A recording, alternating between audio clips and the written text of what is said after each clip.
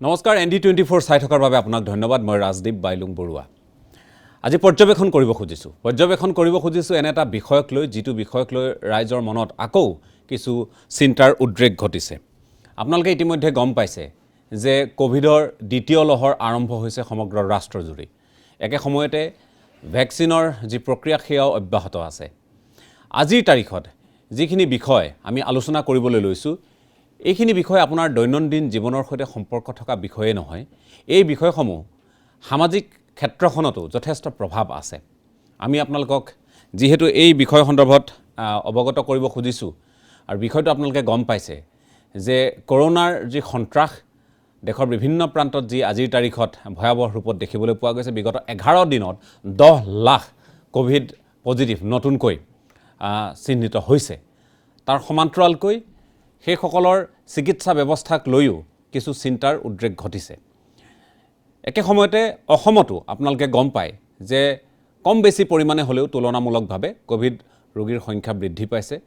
দুই এগৰাকীৰ মৃত্যুৰ বতৰাও আহিছে গতিকে এই সামগ্ৰিক বিষয়খিনি আমি আজি পুংখানুপুংখভাৱে আলোচনা কৰিব খুজিছো লগতে ৰাইজৰ মাজত সজাগতা এই সজাগতাৰ যি আমি শেহতীয়াকৈ দেখিছো অভাৱ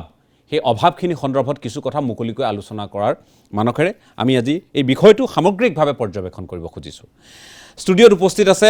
আমাৰ সকলোৰে চিনাকি জিএমচিএইচৰ অধ্যক্ষ ডাঙৰীয়া ডক্টৰ অচ্যুত চন্দ্ৰ বৈশ্য মই স্বাগতম জনাইছো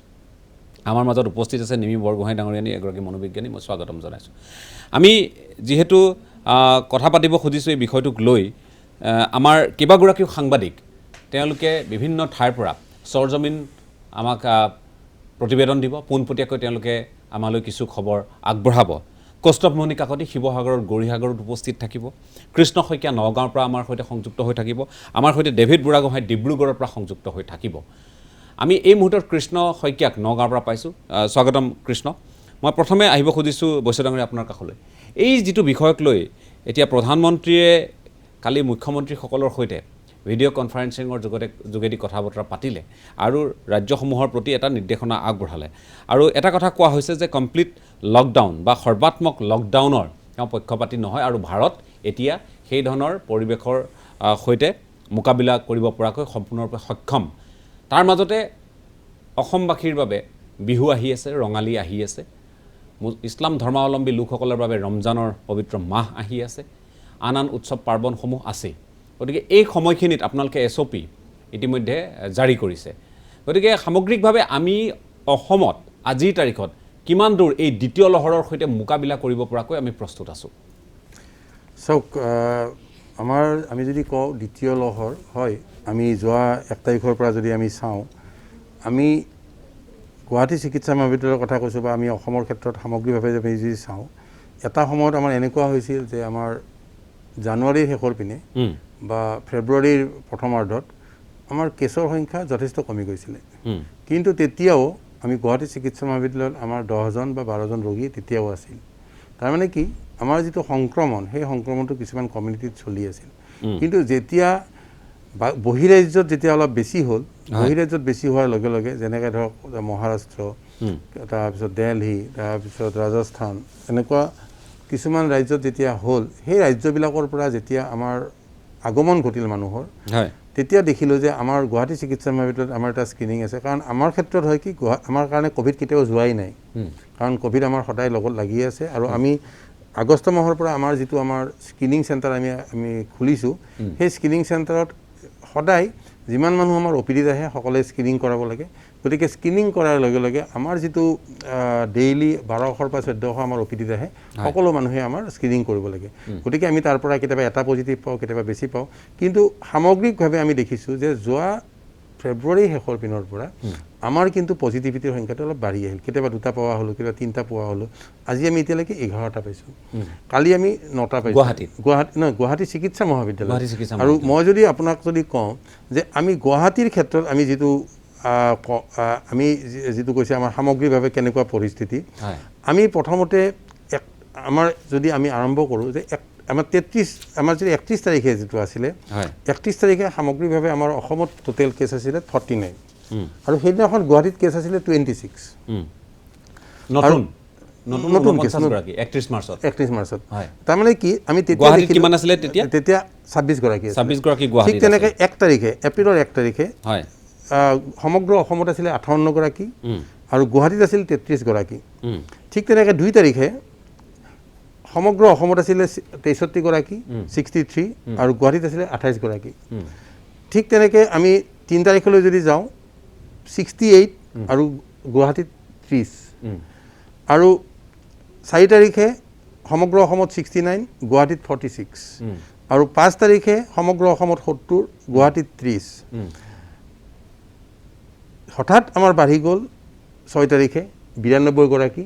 সমগ্ৰ অসমত আৰু গুৱাহাটীত কিন্তু আমাৰ 26 থাকিল আৰু কিন্তু 7 তাৰিখে আমি ডাবল পালোঁ 195 পালোঁ আৰু গুৱাহাটীত আমাৰ থাকিলে 104 হঠাৎ 3 গুণ বাঢ়িল 4 গুণ বাঢ়িল ঠিক তেনেকৈ যোৱাকালি কিন্তু তাতকৈও বাঢ়িল 245 গৰাকী হ'ল আৰু গুৱাহাটীত 128 গৰাকী পালোঁ তাৰমানে গুৱাহাটীত যে আমি কেছখিনি পাই আছোঁ কি গুৱাহাটী আমাৰ gateway of the north east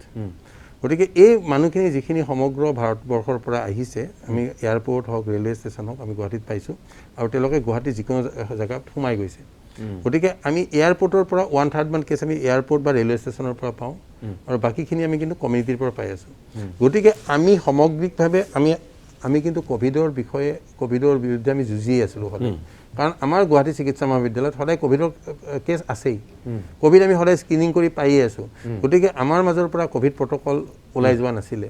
আমি কালাপাহাৰ হস্পিটেলত আমি সদায় ক'ভিডৰ বিৰুদ্ধে আমি যুঁজিয়ে আছোঁ আৰু আমি ক'ভিডৰ কাৰণে এতিয়া অসমত সামগ্ৰিকভাৱে কিমান আছে মানে ক'ভিডৰ আমাৰ যিটো পৰিসংখ্যা আমাৰ কথা হৈছে পৰিসংখ্যা আমাৰ এতিয়া যদি আমি চাওঁ আমাৰ নিশ্চয় 1,500ৰ পৰা 2,000 এক্টিভ কেছ থাকিব এতিয়ালৈ কাৰণ কি আমি দেখিছোঁ যে 70-80 আছিলে হঠাৎ এই দুদিনত আমাৰ 195 হ'ল আৰু 245 হ'ল তেতিয়া লগে লগে আমাৰ হঠাৎ বাঢ়ি গ'ল গতিকে আমি সামগ্ৰিকভাৱে অসমত যিখিনি কেছ আছে এই কেছখিনি কিন্তু আমাৰ গোটেইখিনি হস্পিটেলত নাই এইকাৰণে যে মানুহে যোৱা বছৰ আমি ক'ভিডৰ বিৰুদ্ধে যুঁজিছিলোঁ এটা আনন'ন এনিমি কিন্তু আমি এইবাৰ কিন্তু আমি জানো যে এনিমিটোৰ শক্তি কিমান তেওঁ কেনেকৈ আহিব গতিকে সেইকাৰণে আমি প্ৰস্তুত আৰু সকলোতকৈ ডাঙৰ কথা হ'ল কি যে আমাৰ যিটো হেল্থ ৱৰ্কাৰ সকলোৱে এতিয়া জানে হাউ টু প্ৰিভেণ্ট ক'ভিড আৰু আমি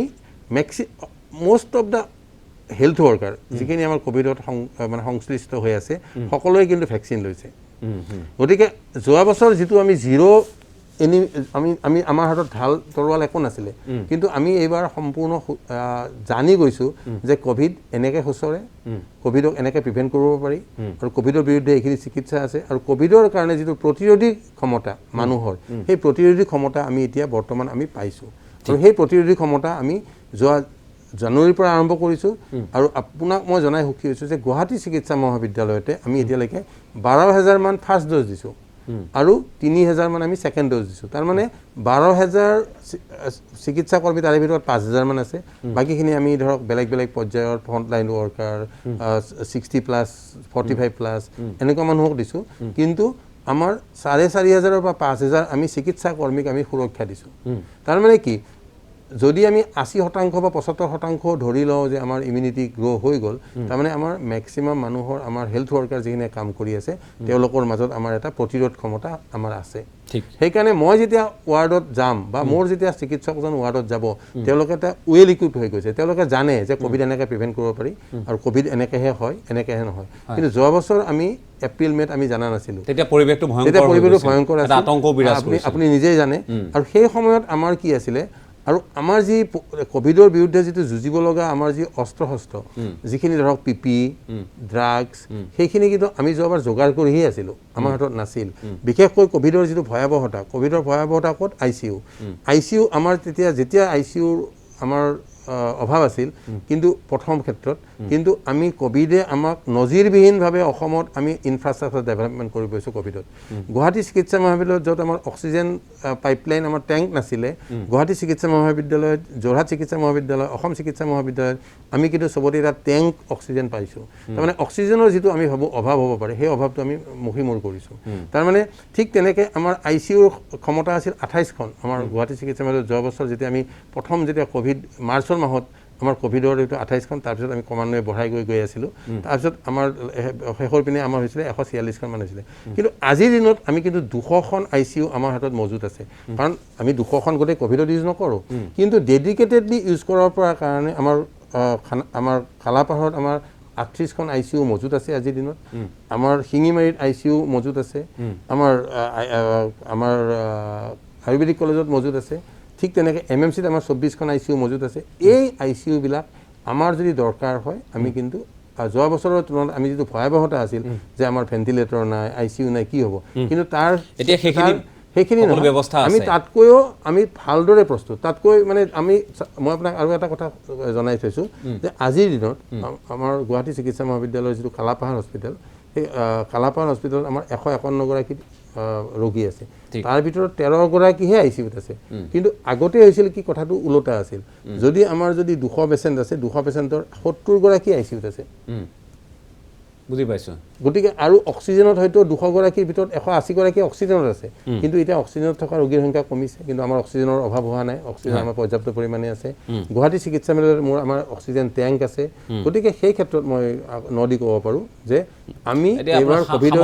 সামগ্ৰিকভাৱে আমি প্ৰস্তুত। এতিয়া কথা হ'ল, প্ৰস্তুত কেতিয়া হ'বলগীয়া হয়, যেতিয়া আমি ক'ভিডত আক্ৰান্ত লোকৰ সংখ্যা বৃদ্ধি পাব, যেতিয়া বাঢ়িব। কিন্তু বাঢ়িব কিদৰে? আপুনি মই সজাগ নহ'লে বাঢ়িব, সাধাৰণ জনতা সজাগ নহ'লে বাঢ়িব। যিকোনো ধৰণৰ যিমানেই পঢ়া শুনা মানুহ হওক কিয়, আমি বহু ক্ষেত্ৰত দেখিছোঁ যে মাস্কখন পৰিধান কৰিবলৈ বেয়া পায়, মাস্কখন পৰিধান নকৰে। আৰু ক'ভিড যিহেতু আঁতৰা নাই, আমি কৈছোঁ যে তেখেতেও কৈছে এইটো দ্বিতীয় লহৰ নহয়, ক'ভিড আমাৰ মাজত আছেই। অৰ্থাৎ আমি নিয়ন্ত্ৰণ পাবলৈ সক্ষম হোৱা অৱস্থাত এতিয়া আকৌ আমি দেখিবলৈ পাইছোঁ যে ক'ভিডে আকৌ আতংক এটা সৃষ্টি কৰিছে। বিভিন্ন ৰাজ্যত আপোনালোকে ইতিমধ্যে গম পাইছে যে মহাৰাষ্ট্ৰ, মধ্যপ্ৰদেশ, ছত্তীশগড়, এই ৰাজ্যসমূহত যিহেতু আপোনালোকে গম পায় যে সপ্তাহৰ শেষত আজিৰ তাৰিখৰ পৰা সোমবাৰলৈ ইয়াত তেওঁলোকে সান্ধ্য আইন জাৰি কৰিছে, লকডাউন জাৰি কৰিছে। গতিকে একে সময়তে নাইট কাৰফিউ নতুন দিল্লীৰ পৰা আদি কৰি বিভিন্ন ঠাইত জাৰি কৰা হৈছে। দেশৰ কেইবাখনো মহানগৰ এই ধৰণৰ কাৰফিউ বা লকডাউনৰ কবলত ক্ৰমাৎ পৰিবলৈ আৰম্ভ কৰিছে। কিন্তু অসমৰ ক্ষেত্ৰত আপোনালোকে গম পায় যে যোৱাবাৰ যিহেতু ৰঙালী কোনেও উদযাপন কৰিবলৈ সক্ষম নহ'ল, যিহেতু আছিল সামগ্ৰিক লকডাউন, গতিকে সম্পূৰ্ণ লকডাউন থকাৰ বাবে কোনেও ৰঙালী কি, আন উৎসৱ কি, কোনেও পালন কৰিব নোৱাৰিলে। এইবাৰ সকলোৱে আশাৰে বাট চাই আছিল যে তেওঁলোকে বহাগ বিহু পালন কৰিব। বিভিন্ন ঠাইত যি অনুষ্ঠান উদযাপনৰ এটা ধাৰা থাকে বা পৰম্পৰা থাকে এক প্ৰকাৰৰ, সেই অনুষ্ঠান ৰাইজে এইবাৰ উদযাপন কৰিবলৈ সক্ষম হ'ব, আয়োজন কৰিবলৈ সক্ষম হ'ব। কিন্তু অৱশ্যে এতিয়ালৈ যি SOP আহিছে, নিৰ্দেশনা যিসমূহ আহিছে, সেই অনুসৰি কেতবোৰ নিৰ্দেশনা আমি আপোনালোকক স্ক্ৰীণত দেখুৱাই আছোঁ গ্ৰাফিক্সৰ জৰিয়তে, যাতে আপোনালোকে কথাবোৰ বুজি পাবলৈ সক্ষম হয়। বিহু পাতিবলৈ সমিতিসমূহে মানিব লাগিব কেতবোৰ নিয়ম। এই ক্ষেত্ৰত কেতবোৰ নিয়ম বান্ধি দিয়া হৈছে আৰু 3T ফৰ্মুলাৰে আগবাঢ়িছে স্বাস্থ্য বিভাগ বা প্ৰশাসন। টেষ্টিং, ট্ৰেচিং আৰু ট্ৰিটিং, ইয়াৰ লগতে ভেকচিনেশ্যন বা টীকাকৰণ,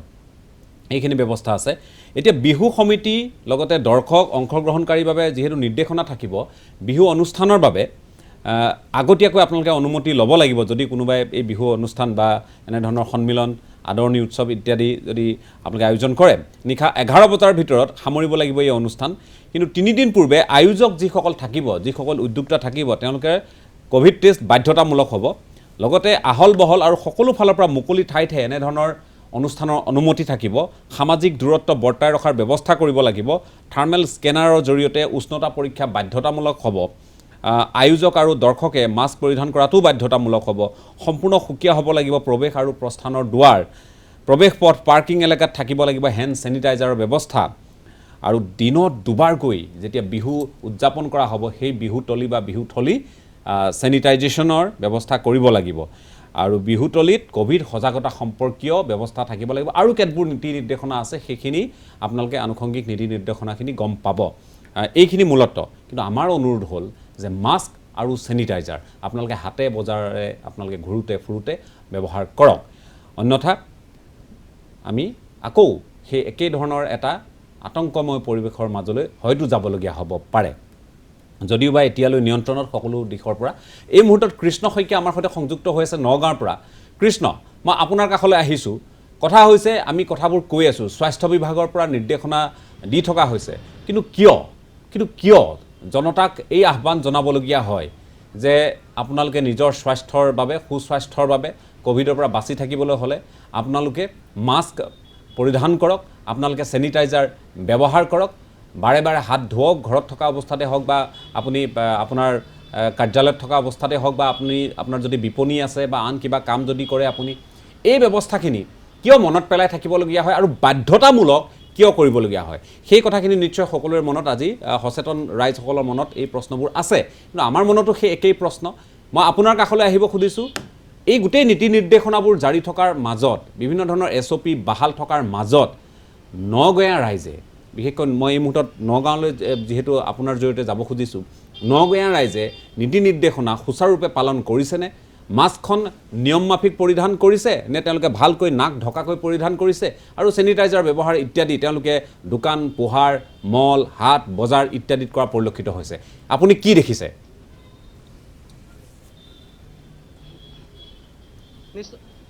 নিশ্চয় ৰাজদীপ বাইলুং বৰুৱা, যিহেতু সমগ্ৰ ৰাজ্যৰ লগতে নগাঁৱতো প্ৰত্যেক দিনে কৰোনা ৰোগীৰ সংখ্যা বাঢ়িবলৈ ধৰিছে আৰু মই এইখিনিতে এটা কথা ক'ব বিচাৰিছোঁ যে আজি যি তথ্য আহি পৰিছে, আজিৰ দিনটোত 12গৰাকীকৈ কৰোনা আক্ৰান্ত ৰোগী চিনাক্ত কৰা হৈছে নগাঁৱত আৰু ইতিমধ্যে দেখা গৈছে যে 57গৰাকীলৈ বৃদ্ধি পাইছে নগাঁও জিলাখনত, তাৰে 6গৰাকী আৰোগ্য ঘোষণা কৰা হৈছে। বৰ্তমানে নগাঁও জিলাখনত এক্টিভ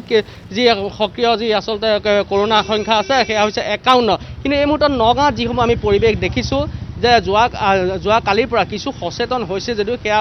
অতি নগণ্য। কিছু সংখ্যক লোকেহে যি কৰোনা নীতি নিয়ম বা মাস্ক বা চেনিটাইজাৰ ব্যৱহাৰ কৰিছে, তাৰ পৰিৱৰ্তে দেখা গৈছে যে বৃহৎ সংখ্যক, নগাঁওখন যিহেতু এখন জনবহুল ঠাই, গতিকে বৃহৎ সংখ্যক লোকেই কিন্তু সেই কৰোনাৰ যিসমূহ নীতি নিয়ম চেনিটাইজাৰ মাস্ক ইত্যাদি ব্যৱহাৰ কৰিবলৈ বৰ্তমান সময়ত পাহৰি গৈছে। আৰু যিহেতু লকডাউনৰ সময়ত যোৱা বিগত প্ৰথম পৰ্যায়ৰ যি কৰোনা আছিলে, সেই প্ৰথম পৰ্যায়ৰ কৰোনাত যথেষ্টখিনি সতৰ্কতা আছিলে, ৰাইজৰ মাজত যথেষ্টখিনি ভয় আছিল। কিন্তু এইবাৰ যিহেতু দ্বিতীয় পৰ্যায় আৰম্ভ হৈছে, দ্বিতীয় পৰ্যায় আৰম্ভ হোৱাৰ লগে লগে কিছু কিন্তু উপলুঙা কৰা দেখা গৈছে। যিহেতু কৰোনা কোনো ধৰণৰ এক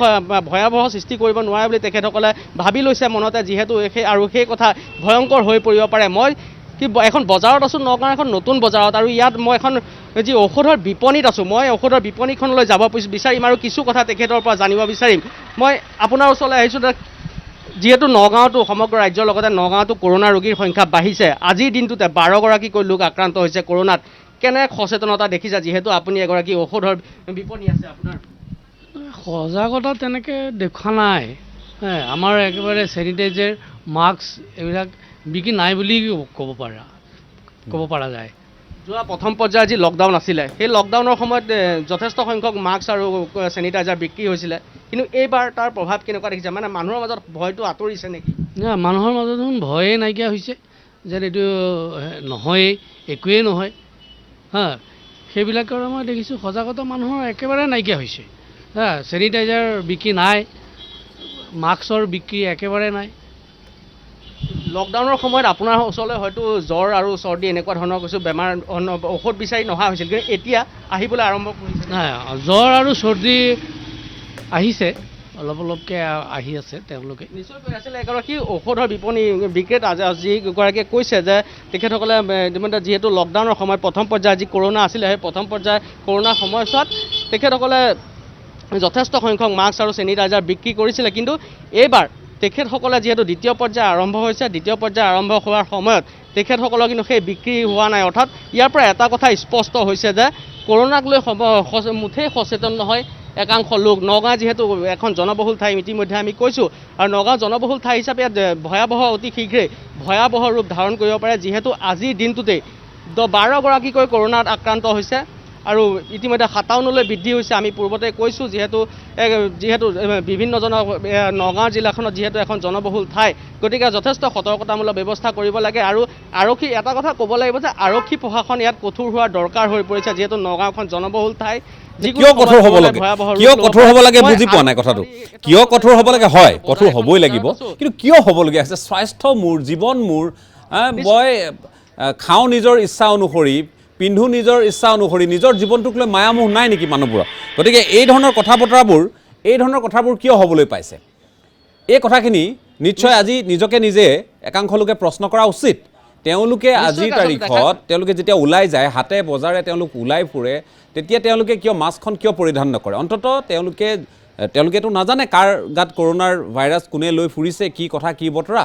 নহ'লেনো আজি আক্ৰান্ত লোকৰ তাত সংখ্যা আমি বৃদ্ধি পোৱা দেখোঁ নেকি কথা হ'ল যে ৰাইজ এই ক্ষেত্ৰত ৰাইজৰ মাজৰ যিটো সজাগতা সেইটো সজাগতা যথেষ্ট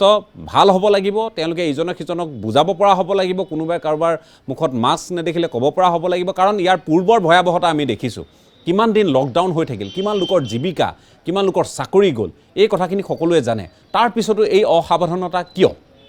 চৰকাৰে নোকোৱালৈকে আমি কিয় নিজৰ জীৱনটোক লৈ নিজৰ সমাজখনক লৈ নিজক লৈ আমি কিয় সাৱধান হ'ব নোৱাৰোঁ মই এগৰাকী মনোবিজ্ঞানী যিহেতু আমাৰ মাজত আছে নিমি বৰগোহাঁই ডাঙৰীয়ানী মই আপোনাৰ কাষলৈ আহিছোঁ আচলতে আমি এই যে ভয়াৱহতা এই যে আতংকময় এক পৰিৱেশ এই যে দিনৰ দিনটো আজি মাহৰ পিছত মাহ ধৰি আমি যেতিয়া ঘৰত সোমাই থাকিলোঁ কোনদিনা খুলিব এনেধৰণৰ এটা পৰিৱেশ তাৰ পিছতো আমি শিক্ষা লোৱা নাই এতিয়াও আমি মাস্ক পৰিধান নকৰাকৈ হাতে বজাৰে ওলাই ফুৰোঁ আচলতে এইটো কি স্তৰৰ চিন্তাধাৰা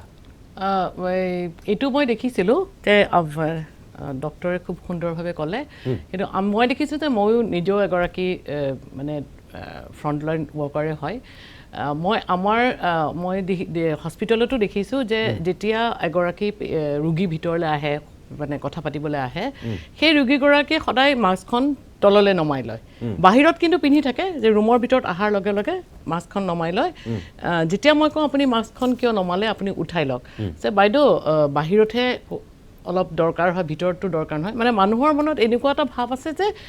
কৰোনা বস্তুটো অকল মানে বাহিৰতহে থাকে বাহিৰত মানে আপোনাৰ মানুহৰ জনসমাৱেশৰ ভিতৰত থাকে কিন্তু যেতিয়া ৰুমৰ ভিতৰত সোমাইহে তেওঁলোকে সেই বস্তুটো তেওঁলোকে পাহৰি যায় আৰু বহু ক্ষেত্ৰত দেখা হৈছে যে যিটো তেওঁলোকৰ মনৰ উৎকণ্ঠাটো সেই আগৰবাৰ লকডাউনৰ সময়ত হৈছিলে সেইখিনি সময়ত মই তেনেকুৱা বহুত কেইগৰাকীৰ মানে মানুহৰ লগতো কথা পাতিছোঁ তেওঁলোকৰ বহুত ডিপ্ৰেশ্যন হৈছিলে এংজাইটি হৈছিলে কাৰণ বন্ধ হৈ গৈছিলে কিন্তু লাহে লাহে এতিয়া মানুহৰ সেই যিটো মনৰ ভিতৰত যিটো আপোনাৰ উৎকণ্ঠা যিটো এংজাইটি বুলি কওঁ সেই উৎকণ্ঠাটো কিন্তু বহুতখিনি ক্ষেত্ৰত কমি গৈছে বহুতখিনি সময়ত মানে ভাবিছে যে নাই এইটো মানে বহুত ক্ষেত্ৰত মোক বহুত মানুহে গাঁৱৰ যে এইটোতো বনাইছে বোলে এইটো বনোৱা বস্তু এইটো মানে আমাৰতো কেতিয়াও আমাৰ গাঁৱততো আমি কেতিয়াও মাস্ক নিপিন্ধো এই যে তেখেতে যিটো কথা ক'লে যে নগাঁৱৰ পৰা যিখিনি বস্তু দেখুৱালে নগাঁৱৰ কথাখিনি যিটো কৈছে আমি বেছি আমাৰ হস্পিটেললৈকে বহুত নগাঁৱৰ পেচেণ্ট আহে তেওঁলোকক দেখিছোঁ তেওঁলোকে অকণমান মানে বৰ নিৰ্ভয় মনে থাকে যে আমাৰতো মানে মাস্ক নিপিন্ধিলেও আমাৰ একো নহয় কাৰণ আমি গাঁৱত নিপিন্ধো যিহেতু চহৰতহে আছে বুলি ভাবে কোভিড বস্তুটো গতিকে এই ধৰণৰ যিটো মনৰ যিটো উৎকণ্ঠা ভাৱটো লাহে লাহে তেওঁলোকৰ কমি গৈছে আৰু এটা যুৱ সমাজৰ মাজত মই এইটো বস্তু দেখিছোঁ যে যুৱ সমাজৰ মাজত যিটো আপোনাৰ মাস্ক যিটো পৰিধান কৰিব লাগে মাস্ক আৰু চেনিটাইজাৰ আৰু ছ'চিয়েল ডিষ্টেঞ্চিং আমি এই তিনিটা বস্তুৱে আমি মেইনটেইন কৰিব লাগে এই তিনিটা বস্তুৱে সম্পূৰ্ণৰূপে তেওঁলোকৰ মানে নোহোৱা হৈ গৈছে গতিকে সেইখিনি সজাগতাটো আমি স্বাস্থ্যকৰ্মী হিচাপে আমি সজাগতাটো আমাৰ আছে গতিকে কিন্তু মই ভাবোঁ যে জনসাধাৰণৰ মাজতে সেই সজাগতাটো আচলতে আগৰবাৰ যিমানখিনি কৰিছিলে এইবাৰ কিন্তু একেবাৰে হোৱা নাই আৰু তেওঁলোকে সেই মাস্কখন পিন্ধিব লাগে নে নালাগে সেই কথাখিনি বহুতে আচলতে মানে গুৰুত্ব সহকাৰে নলয় চাওক এতিয়া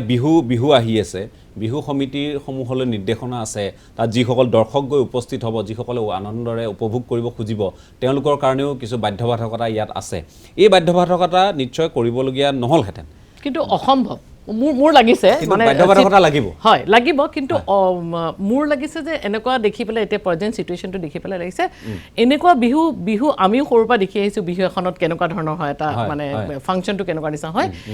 কিন্তু এই যিখিনি দিছে যিখিনি আপোনাৰ SOP দিছে অলপ কঠিন হ'ব কাৰণ বহুতৰে ভাবিছে যে যোৱাবাৰ আমি মিছ কৰিলোঁ যোৱাবাৰ আমাৰ বিহুটো নহ'লে মই বহুত কেইজন যুৱ সমাজৰ মাজতে কথা পাতিছোঁ না আমিতো এবাৰ বিহু চামেই আমিতো ফূৰ্তি কৰিমেই কিন্তু তেওঁলোকে এইখিনি বস্তু তেওঁলোকে কিন্তু ভবা নাই যে এটা কোভিড আকৌ এবাৰ আহিছে কোভিড আকৌ হ'ব পাৰে সেই কথাটো কিন্তু তেওঁলোকে একদম অৱগত নহয় গতিকে এইবাৰ বিহুটো অকণমান হয়তো মানে অলপ মানে জটিলো হ'ব পাৰে দেই জটিল হ'ব পাৰে হয় বিহু জটিল হ'ব পাৰে কিন্তু আমি বহুকেইটা দিশ আমাৰ চৰকাৰে হওক চৰকাৰো বাধ্য বহু ক্ষেত্ৰত এই কথা নকলেও হ'ব কাৰণ শিল্পী সমাজ আছে আৰু বহাগৰ এই বিহুৰ দিনকেইটালৈ মঞ্চকেইখনলৈ অধীৰ আগ্ৰহেৰে তেওঁলোকে বাট চাই থাকে যোৱা বছৰটোত তেওঁলোকৰ যথেষ্ট সংখ্যকৰ প্ৰতি সাহায্য আগবঢ়াবলগীয়া এটা পৰিস্থিতিৰ সৃষ্টি হৈছিল সেই কথা আৰু লুকাই থকা নাই কিন্তু কথা হ'ল যে এইবাৰ সেইকাৰণে 11 বজাৰ ভিতৰত বিহু সামৰিব লাগিব আৰু কেতবোৰ বাধ্যবাধকতাৰ মাজেৰে মুকলি ঠাইত এনেধৰণৰ ঠাই হ'ব লাগিব য'ত সামাজিক দূৰত্ব বৰ্তাই ৰাখিব পৰা ব্যৱস্থাটো থাকে কিন্তু সম্ভৱ হ'বনে তেনেধৰণৰ বিহু মই বৈশ্য ডাঙৰীয়া আপোনাৰ কাষলৈ আহিছোঁ যিখিনি SOP প্ৰস্তুত কৰা হৈছে নীতি নিৰ্দেশনা প্ৰস্তুত কৰা হৈছে গতিকে এইখিনিৰে বিহু যেতিয়া তেওঁলোকে পাতিব এই গোটেই নীতি নিয়মখিনি তেওঁলোকে সম্পূৰ্ণৰূপে পালন কৰিব পাৰিব জানো প্ৰেক্টিকেলি এই কথাখিনি সম্ভৱ হয় জানো চাওক ইয়াত দুটা দিশ আছে এটা হ'ল বিহু অসমৰ জাতীয় উৎসৱ মানুহৰ এটা মানে চবেই মানে যোৱা বছৰ মিছ কৰিছে এবাৰ পাতিবৰ কাৰণে তেওঁলোক মানে উদ্গ্ৰীৱ হৈ আছে হয় আৰু দ্বিতীয় এটা কথা আছে পাব্লিক হেল্থৰ ক্ষেত্ৰত আমি এইখিনি মাননীয় এইখিনি আপোনাৰ মেণ্ডেটৰী এইখিনি যদি মানে মই কোভিড সংক্ৰমণটো কমাব পাৰিম আৰু দ্বিতীয় কথা হ'লে মানুহৰ আৱেগ অনুভূতি এই দুটাৰ মাজত যেতিয়া সামঞ্জস্যটো আহিব হয়তো কিছুমান বিহুতলী হয়তো কৰিব আৰু কিছুমান বিহুতলী হয়তো য'ত অৰ্গেনাইজেশ্যন ষ্ট্ৰং নহয় তাত হয়তো কৰিব নোৱাৰিব কাৰণ এই যিখিনি SOP দিছে এই SOPয়ে কিছুমান কষ্ট বিয়াৰিং চেনিটাইজাৰ লাগিব তাত পাৰ্কিং বেলেগকৈ লাগিব কাৰণ কোনো এখন বিহুতলীকে আজিলৈকে মই সৰুৰ পৰা ইমান বিহু দেখিছোঁ কোনো এখন বিহুতলীয়ে পাৰ্কিঙৰ ব্যৱস্থা ক'তো নাই মানুহ আহিছে ক'ত গাড়ী ৰাখিছে কোনো হিচাপ নাই আহিছে আহি পেলাই বিহুত সোমাই গৈছে ওলাই গৈছে ইয়াত যিটো এণ্ট্ৰি আৰু এক্সিট প্ৰস্থান প্ৰৱেশ এই চেনিটাইজাৰ ৰাখিব লাগিব এই বস্তুবিলাক একোটা বিহুতলীখনৰ কাৰণে এটা মানে এটা এডিশ্যনেল খৰচ এটা আহিব এই তেওঁলোক সাজু থাকিব লাগিব এইখিনিৰ কাৰণে আৰু তেওঁলোকে বিহুও পাতিব লাগিব এইখিনিও কৰিব লাগিব আৰু লগতে মানুহৰ যিটো অনুভূতি সেই অনুভূতিৰ প্ৰতি আমি চকু ৰাখি আমি তেওঁলোককো আমি আপ্যায়ন কৰিব লাগিব যে হয় মানুহ আহিছে কিন্তু এটা কথা যদি আজিৰ দিনত চাওক যোৱাকালি আমাৰ আজিৰ দিনত 8টা ৰাতি সন্ধিয়া 8টা বজালৈকে আমাৰ 281টা কেছ হ'ল কালি আছিল 245 আজি 281 আকৌ 40তকৈ বেছি অধিক বাঢ়িল নহয় জানো বাঢ়ি আছে গুৱাহাটীত কালি আছিলে আপোনাৰ মানে আজি এতিয়া 153 হৈছে আজি 153 হৈছে গুৱাহাটীত কালি 128 আছিল আজি 153 হৈছে গতিকে এই দিনক দিনে যিটো বাঢ়ি আহিছে যে এই বাঢ়ি অহাৰ ক্ষেত্ৰত কি হ'ব বহুতৰ অভিভাৱকে তেওঁলোকৰ ল'ৰা ছোৱালী হওক বা তেওঁলোকৰ মানে পৰিয়ালবৰ্গক অলপ বাৰণ কৰিব যে হয় ঘৰত যদি চাব লগা আছে ঘৰত চা কাৰণ চাওক দুটা কথা আমি কোভিডৰ বিৰুদ্ধে ল'ব লগা সাৱধানতাখিনি ল'লেহে কোভিড কমি থাকিব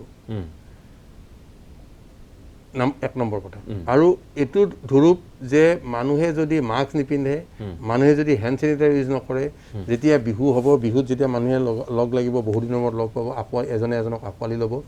এইবিলাক বাৰণ কৰিব পাৰিবনে নোৱাৰে এইবিলাক যদি বাৰণ কৰিব নোৱাৰে নিশ্চয় আমি ঠিক যেনেকৈ আমি 2000-3000 কেছ আমি গুৱাহাটীত পাইছিলোঁ যদি বিহুৰ সময়ত যদি মানুহে যদি এই SOPখিনি মানি নচলে তেতিয়া হয়তো মানে চাওক সৰ্বসাধাৰণ মানুহ এখেতে সুন্দৰভাৱে কৈছে যে সৰ্বসাধাৰণ মানুহৰ এটা যিটো ভীতিগ্ৰস্ততাটো নাই এতিয়া কোভিডৰ কিন্তু এটা কথা কোভিডৰ মৰ্টেলিটি এতিয়াও আছে চাওক আমাৰ যেতিয়া 20টা কেছ আছিল তেতিয়াও আমাৰ এটা দুটা মৰ্টেলিটি হৈ আছে তাৰমানে কি আজিও এতিয়া খবৰ আহিছে দীপাংকৰ দাস নামৰ এগৰাকী শিলচৰৰ পৰা খবৰ আহিছে এই মাত্ৰ এই মুহূৰ্তত 56 বছৰ বয়স তেখেতে কেটৰেকৰ মই সেই কথাটোকে কৈছোঁ যে মই গুৱাহাটী চিকিৎসালয়ৰ ৰিপৰ্টবিলাক আমি সদায় দি থাকোঁ যে সদায় এটা বা দুটা মানুহৰ মৃত্যু ঘটিয়ে আছে গতিকে মানুহৰ কিন্তু সেই সজাগতাটো আৰু ভীতিগ্ৰস্ততাটো মানুহৰ মাজত নোহোৱা হৈছে মানে কি প্ৰথমতে দেখিলে যে কোভিডৰ দেখোন মানুহ ওলাই গ'ল ধুনীয়াকৈ খোৱা বোৱা কৰিলে আহিলে গতিকে বহুতে সেইটো ধাৰণা লৈ আছে সেইটো কথা নহয় যদি কাৰোবাৰ কোমৰবিড আছে কাৰোবাৰ যদি এতিয়া সমীক্ষা মতে দেখা গৈছে যে কোভিডত আক্ৰান্ত কোন হৈছে 18 বছৰৰ পৰা 45 বছৰৰ মানুহখিনিও আক্ৰান্ত হৈছে 45 বছৰৰ পৰা 60 বছৰৰ মানুহখিনি যিখিনি কোমৰবিড আছে সেইখিনি বেছিকৈ আক্ৰান্ত হৈছে মৃত্যুমুখত তেওঁলোক বেছিকৈ পৰিছে আৰু 60 বছৰৰ ঊৰ্ধৰ যিখিনি মানুহ হৈছে সেইখিনি মানুহৰ যদি কোভিড যদি কোমৰবিড আছে হাৰ্টৰ বেমাৰ আছে যদি ডায়েবেটিছ যদি আছে কিডনি ডিজিজ যদি আছে তেওঁলোক সিভিয়াৰ টু মানে চিৰিয়াছলৈকে গুচি গৈছে গতিকে মানুহৰ সজাগতাটো আমি চাওক মানুহৰ সজাগতাটো হ'ল গছৰ পাতৰ নিচিনা সজাগতাটো হ'ল যেনেকৈ চ'ত মাহত গছৰ পাত সলাই সজাগতাটো তেনেকুৱা আহিল গ'ল কিন্তু মানুহৰ যিটো বদ্ধমূল ধাৰণা যিটো মানুহৰ প্ৰেক্টিছ বদ্ধমূল ব্যৱহাৰ মোৰ আচাৰ ব্যৱহাৰ আৰু মোৰ সজাগতাটো বেলেগ দুটা বস্তু মই সজাগ মোৰ সজাগতাটো আছে কিন্তু মোৰ বদ্ধমূল ধাৰণাটো মই ধাৰণা কৰি লৈছোঁ নে নাই কামটো কৰিম নে নকৰিম মানুহৰ মাজত সেইটো এতিয়া বৰ্তমান অভাৱ দেখা গৈছে হয় এতিয়া আপুনি এই এটা বছৰত আপুনি যোৱা বছৰ আমাৰ যেতিয়া মানুহে 3 মাহ ধৰি ঘৰত সোমাই আছে মাৰ্চৰ 22 তাৰিখৰ পৰা যেতিয়া জুনৰ 24 তাৰিখলৈ যেতিয়া লকডাউনে চলি আছে অসমত তেতিয়ালৈকে মানুহটো ঘৰতে সোমাই আছে নহয় জানো 22 মাৰ্চৰ পৰা 24 জুনলৈকে লকডাউনটো বন্ধ হোৱা নাছিল সেই সময়ত কষ্ট কাৰ হৈছে চিকিৎসকখিনিৰ কৰ্মচাৰীখিনিৰ আৰু যিখিনি পুলিচৰ কৰ্মচাৰীৰ এই যিটো অভাৱনীয় কষ্টৰ মাজেৰে আমি কোভিড কন্ট্ৰোল কৰিব লগা হৈছিলে সেই মানুহৰ মাজত যিখিনি মানুহ ঘৰত তেওঁলোকৰ সেই স্মৃতি আৰু তেওঁলোকৰ সেই ধাৰণাটো মানে সজাগতাটো চবৰে আছে সকলো মানুহে জানে কোভিড কেনেকে হয় যে কোভিড ওচৰত গ'লে হয় বা চুলে হয় বা মানে এইটো নাক মুখেৰে সোমাব গতিকে মাস্কখন পিন্ধি থাকিলে আমি সজাগ হৈ আমি যদি মাস্ক পিন্ধি থাকোঁ হেণ্ড চেনিটাইজাৰ ইউজ কৰোঁ মই কোভিড নোহোৱাকৈ মই ৰাখিব পাৰিম সেইটো হ'ল নলেজ এণ্ড সজাগতা সেইটো চবৰে আছে কিন্তু আপুনি এতিয়া আপোনাৰ যিকোনো ৰিপৰ্টাৰক পঠাই দিয়ক গুৱাহাটীৰ কালি অফিচ 20টা অফিসত পঠাওক যে কিমানটা অফিসে ৰিসিপশনত স্যানিটাইজাৰ ৰাখিছে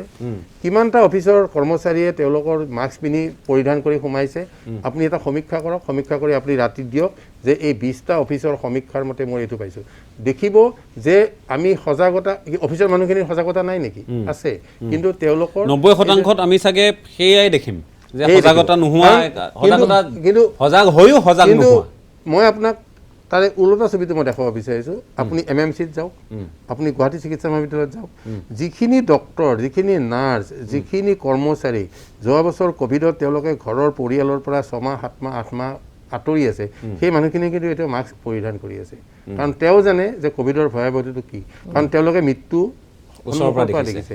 মই আপোনাক এটা কথা কওঁ আমাৰ যিখন ছুপাৰ স্পেচিয়েলিটি হস্পিটেল আছিল তাত 652 গৰাকী ৰোগী ঢুকাইছে চাওক তাৰ মানে অসমৰ এপেক্স হস্পিটেল হিচাপে যিকোনো ৰিস্ক মানুহ তাতে আহিছে তাত 652 গৰাকী ৰোগী ঢুকাইছে কিন্তু সেই মৃত্যুটো কোনে দেখিছে আপোনালোকৰ হয়তো নিউজ চেনেলৰ দুই এজন ৰিপৰ্টাৰ ভালকৈ দেখিছে যে এটা সময়ত এনেকুৱা হ'ল যে মানুহৰ যেতিয়া মৃত্যু হৈছে 24টা মৃতদেহ আছে 24টা মৃতদেহ গুৱাহাটী মহানগৰ প্ৰশাসনে তেওঁলোক জ্বলাব লাগে পাৰা নাই কাৰণ তেওঁলোকৰ কাৰণে তেওঁলোকৰ পৰ্যাপ্ত কৰ্মচাৰী নাই গাড়ী নাই নিবৰ কাৰণে গতিকে সেই ভয়াৱহ দিনকেইটাৰ ছবিখিনি আমি দেখিছোঁ আমি মৃত্যুৰ ওচৰৰ পৰা দেখিছোঁ মানে পৰিয়ালৰ যিটো কষ্ট পৰিয়ালৰ যিটো ভুক্তভোগী পৰিয়ালৰ যিটো বাহিৰৰ বাৰান্দাত মানে ৰখি আছে মৃতদেহ ভিতৰত আছে সেই যিটো পৰিৱেশ সেই পৰিৱেশটো আমি দেখিছোঁ গতিকে ৰাজ্যৰ বহুকেইজন নাম জ্বলা আৰু অভিজ্ঞ চিকিৎসকৰ মৃত্যু হৈছে আমি দেখিছোঁ চাওক গতিকে সেই মৃত্যু আমি যেতিয়া ইমান ওচৰৰ পৰা দেখিছোঁ সেই আমি যদি অলপ সাৱধান হওঁ আমি তাৰ পৰা আঁতৰি কিয় নাথাকোঁ গতিকে সেই সজাগতাটো আমি আমাৰ মানুহৰ ধাৰণা আৰু মানুহৰ আচাৰ ব্যৱহাৰলৈ যেতিয়ালৈকে সেইকাৰণে মই যে আপুনি মাতাৰ লগে লগে মই এইকাৰণে আহিছোঁ যে আপোনালোকৰ চেনেলৰ জৰিয়তে সৰ্বসাধাৰণৰ কাকতৰ জৰিয়তে মানুহৰ মাজত এই সজাগতা থকাটো বেলেগ বস্তু আৰু মানুহৰ ধাৰণাটো আৰু মানুহৰ প্ৰেক্টিছটো দুটা বস্তু এই আমি আনিব লাগিব আমি মানুহৰ মাজত সোমাব লাগিব যে হয় যে এইটো কোভিডৰ ভয়াৱহতা এইটো কোভিডৰ মানে আনটো সাইড আমি কোভিডৰ এটা সাইড দেখিছোঁ কি যোৱা বছৰ যে সুন্দৰভাৱে গাড়ীৰে উঠাই লৈ আহিছে আমাৰ খানাপাৰাত আছে ধুনীয়াকৈ AC ৰুমত আমি ৰাখিছোঁ ধুনীয়াকৈ খোৱা দিছোঁ আহিছে গৈছে কিন্তু তাৰ পৰা যিকেইটা কেছ ৰেফাৰ হৈ তেওঁলোকৰ ৰুমৰ পৰা ওলাই গৈ আমাৰ কোভিড হস্পিটেল 1ত সোমাল চিৰিয়াছ হ'ল ICU গ'ল তাৰে কিমানজন ঘৰলৈকে ঘূৰি গ'ল সেই খবৰটো কোনে ৰাখিছে কোনো ৰখা নাই গতিকে সেই খবৰটো যেতিয়া মানুহৰ মাজত আহিব তেতিয়া মানুহৰ সজাগতাটো ধাৰণা আৰু ব্যৱহাৰলৈ পৰ্যবেক্ষিত হ'ব গতিকে মই সেইটো বিচাৰোঁ যে মানুহৰ সজাগতাটো মানুহৰ মাস্ক পৰিধান হেণ্ড চেনিটাইজাৰ লৈ পৰ্যবেক্ষিত হওক যেতিয়া সেই কামটো কৰিব তেতিয়া আপোনাৰ চেনেলৰ যিটো পৰ্যবেক্ষণ বুলি নাম দিছে তেতিয়া কামত আহিব হয় এখেতে যিটো কথা কৈছে তেতিয়া কামত আহিব প্ৰতিটো অফিচত আমি কিয় কৰিব নোৱাৰোঁ যে আমি মেণ্ডেটৰী কৰিব পাৰোঁ যে মোৰ এণ্ট্ৰিত যদি মাস্ক নিপিন্ধে মানুহে কালিৰ পৰা অহা সোমবাৰৰ পৰা যদি মাস্ক নিপিন্ধে আমি সোমাব নেকি ঠিক আৰু আমি থাৰ্মেল যি আমি স্কেনাৰ ব্যৱস্থা কৰিব পাৰোঁ চেনিটাইজেশ্যনৰ ব্যৱস্থা কৰিব পাৰোঁ স্কেনাৰ যোৱা বছৰ আমি সমগ্ৰ অফিচবিলাকত স্কেনাৰ এতিয়াও আছে হয়তো কিছুমানৰ বেটাৰী বেয়া হৈছে কাৰণে পেলাই থৈছে কিন্তু মই কৈছোঁ যে আমি বহুত ডাঙৰ কাম কৰিব নালাগে আমি মাত্ৰ মানুহৰ মাজত হেণ্ড হাইজিন আৰু মাস্ক ইউজ হয় অফিচ চলি থাকক কাৰণ কি মই নিবিচাৰোঁ যে আমাৰ অৰ্থনৈতিকভাৱে অসমখন পিছুৱাই যাওক কাৰণ আপুনি যোৱাবাৰ দেখিছে যে মাৰ্চৰ পৰা মানে কাৰ্যত ছেপ্টেম্বৰলৈকে অসমখন এটা ষ্টেণ্ডচিলত গুচি গৈছে যিটো ইকনমি আপুনি যিটো কৈছে ফুটপাথৰ দোকানী বন্ধ হৈ গ'ল দোকান বন্ধ হ'ল মানে ভয় কৰা হ'ল মানুহে ভয় কৰা হৈছিল ফুটপাথত খাবলৈ এতিয়া ভয় নকৰে এতিয়া চাহ খাবলৈও ভয় মই সেইকাৰণে কথাটো কৈছোঁ যে সেই ভয়াৱহতাটোৰ কাৰণে আমি আকৌ লকডাউনৰ কথা চিন্তাই কৰিব নোৱাৰোঁ গতিকে মানুহৰ ইকনমিও চলিব লাগিব আৰু ক'ভিড নিয়ন্ত্ৰণো চলিব লাগিব গতিকে তাৰ মাজতে আমি যাব লাগিব হয় মই এবাৰ ডিব্ৰুগড়ৰ পৰা আহিব খুজিছোঁ ডিব্ৰুগড়ত যিহেতু আমাৰ সাংবাদিক ডেভিড বুঢ়াগোহাঁই আছে ডিব্ৰুগড়ৰ পৰিৱেশটো সন্দৰ্ভত আমি ডেভিডৰ পৰা কিছু খতিয়ান ল'ম একে সময়তে কৌস্তভমণি কাকতিৰ সৈতেও আমি সংযোগ স্থাপন কৰিবলৈ অনুৰোধ জনাইছোঁ কাৰণ কৌস্তভমণি কাকতিৰ পিছত আকৌ এবাৰ আমি নগাঁৱলৈ যাবলৈ আমি যত্ন কৰিম কিন্তু এই মুহূৰ্তত আমি ডেভিড বুঢ়াগোহাঁই আৰু তাৰ পিছতে কৌস্তভমণি কাকতিৰ কাষলৈ কিছু সময়ৰ কাৰণে আমি যাব খুজিছোঁ ডেভিড আপোনাৰ কাষলৈ প্ৰথমে আহিছোঁ ডিব্ৰুগড়তো একেধৰণেই পৰিসংখ্যাটো বৃদ্ধি পাইছে কোভিড আক্ৰান্ত লোকৰ সংখ্যা বৃদ্ধি পাইছে আৰু নিকটৱৰ্তী যিসমূহ জিলা আছে ধৰি লওক শিৱসাগৰ হওক বা এতিয়া বগীবিল হোৱাৰ পিছত লখিমপুৰৰ পৰা ধেমাজিৰ পৰা চিলাপথাৰৰ পৰা বিভিন্ন ঠাইৰ পৰা ৰোগীসকলক নিশ্চয় অনা হ'ব বা তাতেই ব্যৱস্থা কৰা হ'ব কিন্তু কথাটো হ'ল যে এই সময়ছোৱাটো এই যেতিয়া আমি নতুন দিল্লীৰ খবৰ পাই আছোঁ আমি যেতিয়া খবৰ পাই আছোঁ মহাৰাষ্ট্ৰৰ আমি যেতিয়া খবৰ পাই আছোঁ আন ৰাজ্যসমূহৰ লকডাউন হোৱা মহানগৰ চহৰ মফচলীয়া চহৰ অঞ্চল এই কথাবোৰ যেতিয়া আমি গম পাই আছোঁ তাৰপিছত ডিব্ৰুগড় হওক শিৱসাগৰ হওক এই অঞ্চলৰ যিসমূহ আমাৰ ৰাইজ আছে জনতা আছে তেওঁলোক সজাগ হৈছেনে আপুনি ডিব্ৰুগড়ত উপস্থিত থকাৰ কাৰণে ডিব্ৰুগড়ৰ জনতাৰ এই মুহূৰ্তত সচেতনতা সজাগতা এই সন্দৰ্ভত অকণমান আপোনাৰ পৰা জানিব খুজিছোঁ হয় ৰাজদীপ চাওক এপ্ৰিলৰ 1 তাৰিখৰ পৰা যদি আমি কওঁ প্ৰত্যেক দিনে কোভিড পজিটিভৰ এটাকৈ ঘটনা পোহৰলৈ আহিছিলে এই মুহূৰ্তলৈকে ডিব্ৰুগড়ৰ সংখ্যা হৈছে 62 জন এপ্ৰিলৰ 1 তাৰিখৰ পৰা যোৱাকালিলৈকে 62 জনৰ আক্ৰান্ত হৈছে কোভিড আৰু এই মুহূৰ্তত মই যিহেতু ডিব্ৰুগড়ৰ বিহু সমিতিৰ সদস্যসকলৰ লগত উপস্থিত আছোঁ যিহেতু চৰকাৰে বহুকেইটা নিৰ্দেশনা জাৰি কৰিছে গতিকে তেওঁলোকৰ প্ৰতিক্ৰিয়া কি আমি জানিব চেষ্টা কৰিম প্ৰথমে জ্যেষ্ঠজনৰ ওচৰলৈ গৈছোঁ চৰকাৰে যিসমূহ গাইডলাইন দিছে আপোনালোকৰ বিহু সমিতিৰ ক্ষেত্ৰত এইবাৰ কেনেদৰে পালন কৰিব আপুনি প্ৰথমে অসমবাসীলৈ আমাৰ বিহু সমিতিৰ তৰফৰ পৰা আমি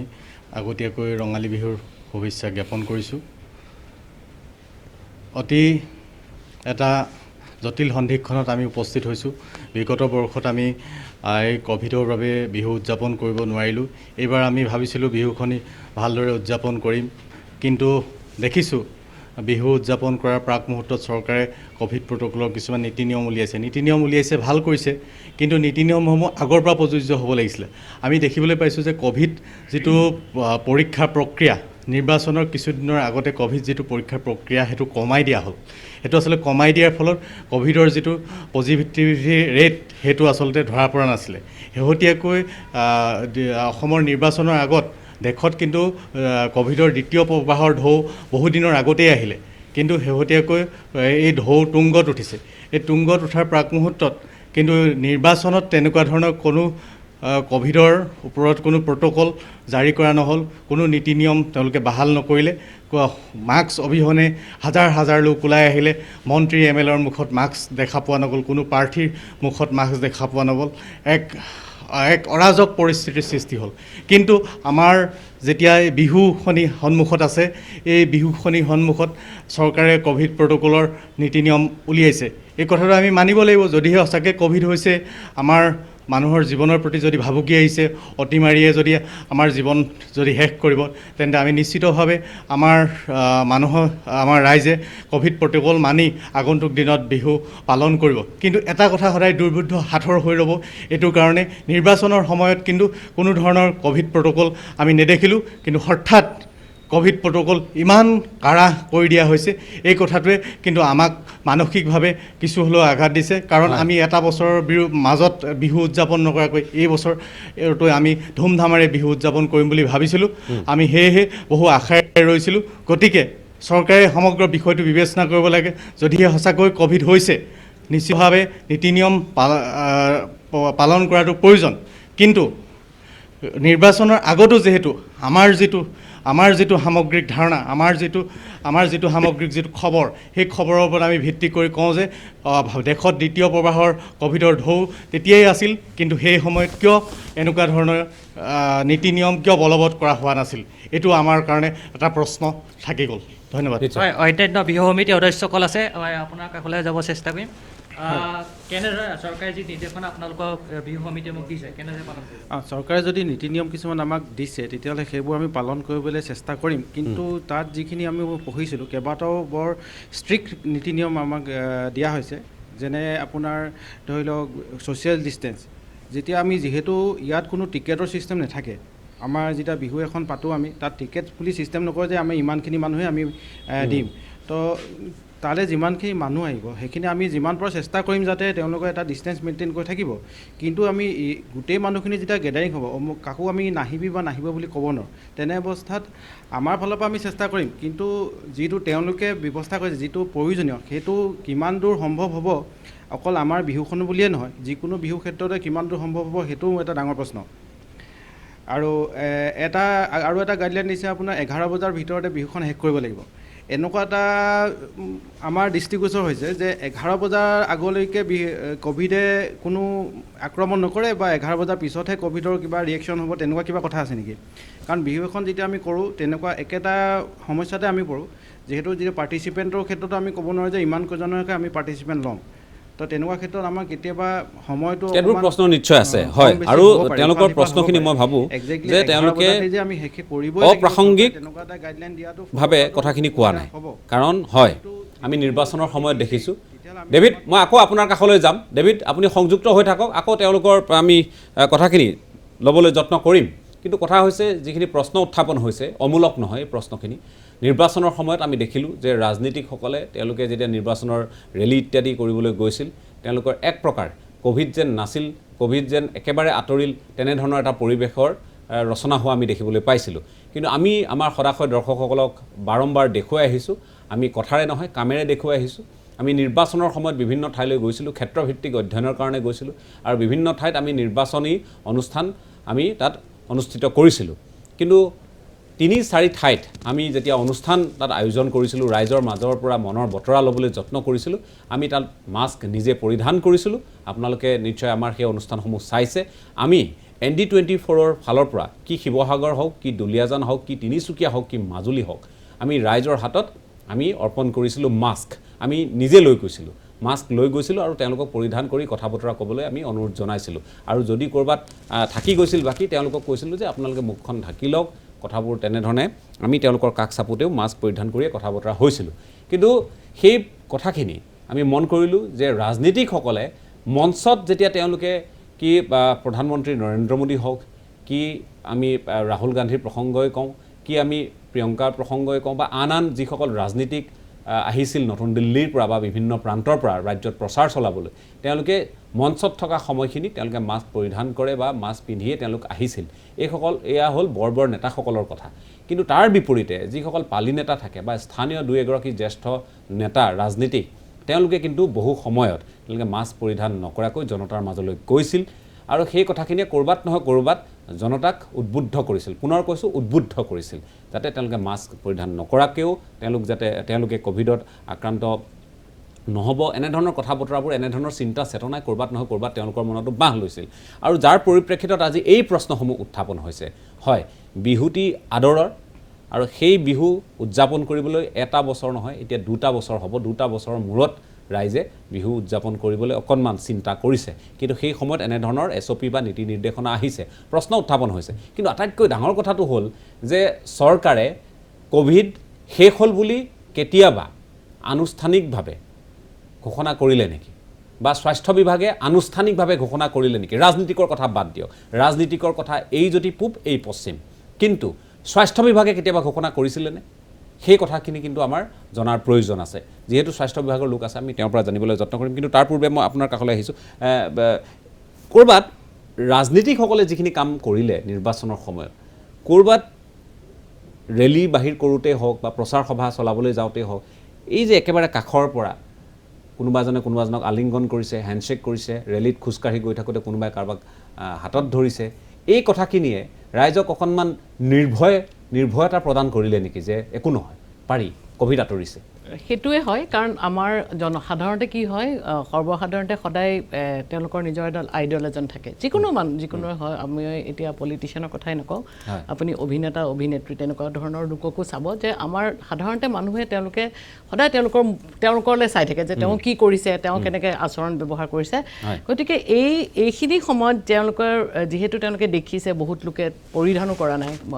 মাস্ক পৰিধান কৰা নাই বা তেওঁলোকে কোনো ধৰণৰ ছ'চিয়েল ডিষ্টেঞ্চ মেইনটেইন কৰা নাই গতিকে সেইখিনি বস্তু দেখিছে যদি ডাঙৰ নেতাসকলে যদি কৰে তেওঁলোকে বা যিকোনো ধৰক নেতা বা পালি নেতাই তেনেকুৱা নিচিনা কাম কৰে সৰ্বসাধাৰণৰ কাৰণেতো সেইখিনি একো ডাঙৰ কথাই নহয় ঠিকে মই আৰু কথা পাতিম আপোনাৰ পৰা আৰু কেইটামান কথা মই জানিবলগীয়া আছে যিহেতু এটা সৰু আমি বিৰতি ল'ব লাগিব বিৰতিৰ পিছত আমি কৌস্তভমণি কাকতি যথেষ্ট সময় ৰৈ আছে অপেক্ষা কৰি আছে কৌস্তভমণি কাকতিৰ কাষলৈ যাম কাৰণ তাত ৰাইজ ৰৈ আছে তাতো বিহু উদযাপন সমিতিৰ ৰাইজ তাত অপেক্ষা কৰি আছে আমি তেওঁলোকৰ কাষলৈ যাম এটা চমু বিৰতি লৈ লৈছোঁ